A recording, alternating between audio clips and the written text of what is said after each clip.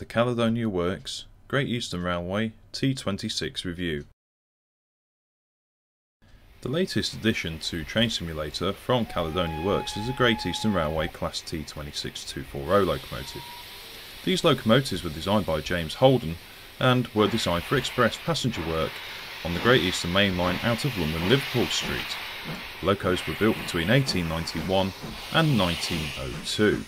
In terms of design, for the era that they were built in, these locos are actually technically a little old hat. The 240 configuration was still prevalently used across the UK rail network, however newer locomotives from the same time frame were being built as 440s. There was a heavy amount of companies using singles as their express locomotives. Chris and the team have replicated the T26 in a faithful way.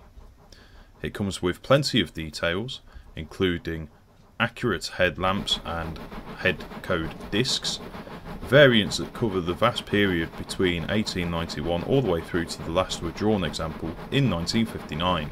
There are no scenarios that come with this loco sadly, but there are a raft of quick drives of which the requirements are all stated on the Caledonia Works website.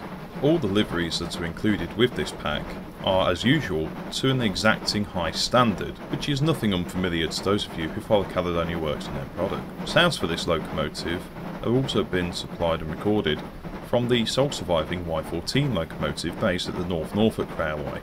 This is the closest representation to the sound of a Great Eastern loco that we're probably going to get in Train Sim. Let's take a look at the details close up. I'm going to show you my 5 favourite liveries out of the pack. However, bear in mind that all the liveries included are to excellent standards.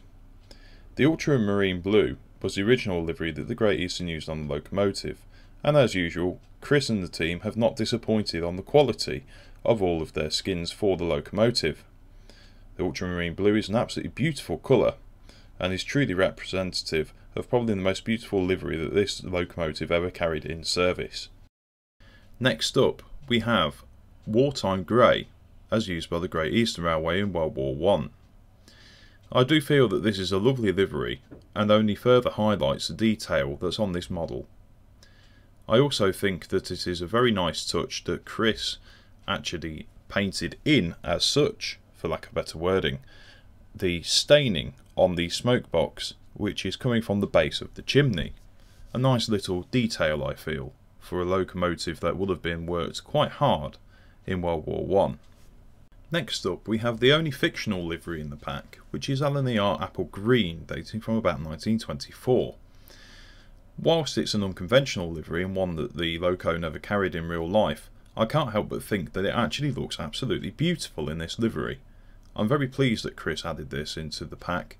It really does add a little bit of variety and a what could have been type scenario. Personally, one I think that should have actually happened in fruition. And moving on, we have the L and NER lined black, which is black with a nice simple red lining, which dates from 1923. I have to admit that this is probably one of my favourite lined black liveries of all time, and it looks especially nice on this locomotive. Simple, yet effective, and I'm really glad that the LNER stuck with that. It wasn't over the top, and it seemed to suit the loco design very much down to a T. And last but not least, we have the BR plain black livery. The BR black variants, lined and unlined, do come with a tender cab model on the tender. This is because in the BR years, the T26s did have examples of tender cabs being fitted to the locomotives. This gave the crews a little bit more of extra protection in a time where a full cab seemed to be the norm. Open cabs seem to have died out very early on in the 1900s, if not before that. Overall, all the fittings and other parts of the locomotive, such as axle boxes, springs, handrails, etc., are all crisply detailed to an exacting standard. Something that we have got used to with the constant quality of Caledonia Works products. As you can see, leaf springs and brass fittings have been heavily detailed, something that I do think lacks on other products from different various developers. Once again, Chris has managed to get his brass textures down to an absolute T, getting it to gleam and look quite realistic. Something again that I do feel other developers have struggled with in recent times. And the whistle and the safety valve enclosures look absolutely spot on, these being well detailed, and look at the way that the whistle's operated with a push rod. Don't see that every day on the TS model. And lastly, we have a quick look at the tender axle boxes, springs, etc. Just look at how well detailed that is. Chris has always done a good job, especially on wheel fittings, and it seems to have paid off in a really good way this time. As usual, again, exacting high standards, another top quality aspect of Caledonia Works products. The Loco also has switchable chimneys, which I nearly forgot about. These are selectable via command string in the scenario editor.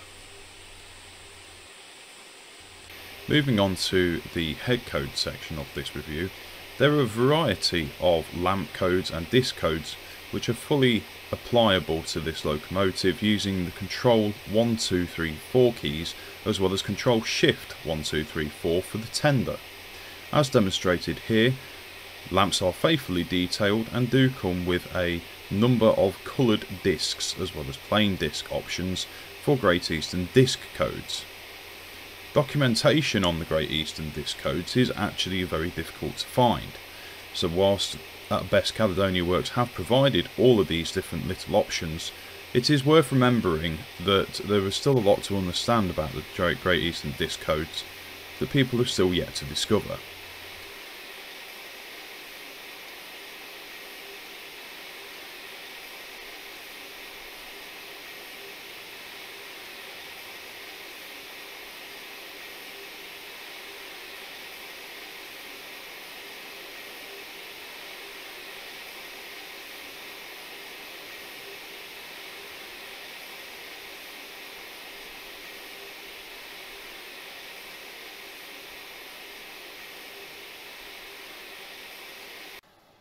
On the BR variants, a number of headboards are also included in the lamp codes to portray various rail tours and operations that these locomotives featured on throughout the 50s up until their retirement.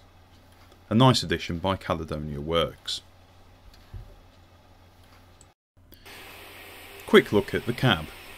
As you can see, as usual, the cab is a very well detailed part of the model, and everything is fully functional, either by mouse or by keyboard command. Functions that are operable include injectors, both live and exhaust, the accelerator, or throttle as some like to call it, the reverser, which is a screw reverser. We've also got blowers, dampers, sanders, a workable firebox, and also a Bible in the corner, which is, as usual, a little prerequisite of what Chris puts on his models. And lastly, before we get on to the final verdict part of the review, I just want to cover how this thing drives. The E4 is an interesting loco to drive. Whilst it may not be the most advanced model in the whole of train sim, it is once again a very enjoyable locomotive to drive on a route. In terms of its sounds, the sounds I think are as close as realistically we're going to get, and it does add to the driving atmosphere somewhat. The physics do seem to be quite fair. At the end of the day, this was a locomotive that only had about £14,000 of tractive effort, something which is not to be sniffed at. These locomotives did regularly run down the Great Eastern Main Line at speeds well over 60 miles an hour with quite a loaded train of wooden body coaches, which, when you combine and think about the rolling resistance of such vehicles back in the day, that's quite a commendable effort. I have found it very enjoyable, and I do find that Chris's guide in the manual to how to drive the loco is actually fairly accurate. I also feel though that if you experiment a little bit with your own driving style, you can sometimes get even more out of the loco.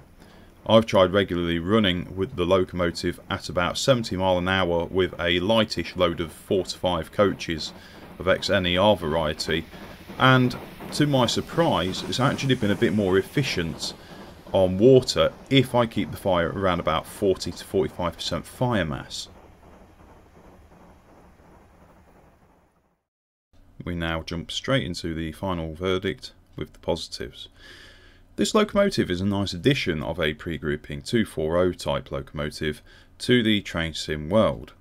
We have to admit that we haven't had too many 240s in train sim, but this one is definitely a good choice and covers a wide time range of the real railways, which makes it very appealing. The locomotive is well detailed as per usual to the high standards of Caledonia works. The locomotive comes with a variety of liveries and quick drives representative of the historic importance of this locomotive and the time periods that it operated in. The amount of quick drives also means that people can just pick a loco and a formation of rolling stock behind it with which to drive along a route of their own choice. I like that. It does allow some creative freedom as to what people wish to drive and where to drive it. The addition of the T26 class also adds to the small collection of Great Eastern Railway locos that we find in Train Simulator. Currently we do have a Y14 and we also have a N7 of which was made also by Caledonia Works, and now the T26. We also have a forthcoming S69 from Caledonia Works at some point in the future when that will be worked on. That will then bring up the total amount to 4 different classes of Great Eastern Railway locomotive. Something I feel that is a very good thing. It helps represent the pre-grouping age in a more colourful way, and the Great Eastern certainly did bring colour, especially with their lovely ultramarine blue livery. Moving on to the negatives, there's only 2 that I can really think of at this time. There are no scenarios included with the locomotive. I have made an exception to this, and here's why. It is a great shame there are no scenarios included with the locomotive. Scenarios do make for quite atmospheric driving in Train Simulator to a timetable or to an event that may have taken place historically with the locomotive. I do make exception with this because at this time it does seem that there seems to be a bit of a move away from scenarios with DLC. An awful lot of people do prefer to drive the loco in a quick drive mode with either rolling stock in a quick drive formation or a formation of their own choice in the free roam scenario. Scenarios do seem to be falling slightly out of fashion with certain products, or so I believe at least. The pack is also only a loco only DLC, and I do make an exception again with this point. I would admit that it would be very nice for more of the Caledonia Works products to come with rolling stock included, whether that be carriages or wagons. I understand that this is a strain on Chris and the team because obviously that means more development time and more lead time on the product. Obviously then you've got to design and make the carriages and or wagons to go along with the locomotive. That being said, however, it could be a case that a business deal could be struck in the future, and I would hope that this could be an option for Chris moving forward. If you note, a lot of the products that Chris releases and Caledonia Works do make do have a lot of compatibility with quick drives and otherwise with Matrix Trains rolling stock. I think it would be very nice if there was more of a team up between Caledonia Works and Matrix Trains. I often find their products do complement each other quite well, and seeing how there is an affinity for the quick drives of many Caledonia Works products to have a heavy emphasis on using Matrix Trains products, it just seems like a logical step forward. And I do hope that maybe Chris uses this as valuable feedback for future products. Apart from that, there are no other negatives that I could really find with this locomotive DLC. And now we move to the final score. Overall, I give this product a firm 8 out of 10. This is reflective of the fact that the loco is a locomotive only piece of DLC for Train Simulator, but it is also reflective of the fact that it is still a very well detailed and well made piece of DLC for Train Simulator. It adds a lot of decent variety for pre-grouping enthusiasts and also enthusiasts of the constituent companies of the LNER and BR's Eastern region. And that brings us to the end of this video. I just want to say thank you very much for watching, and if you did enjoy this video, please subscribe to my channel for more content, and please feel free to join my Discord and Facebook group, details of which can be found below in the description. Thank you for watching, and see you again next time.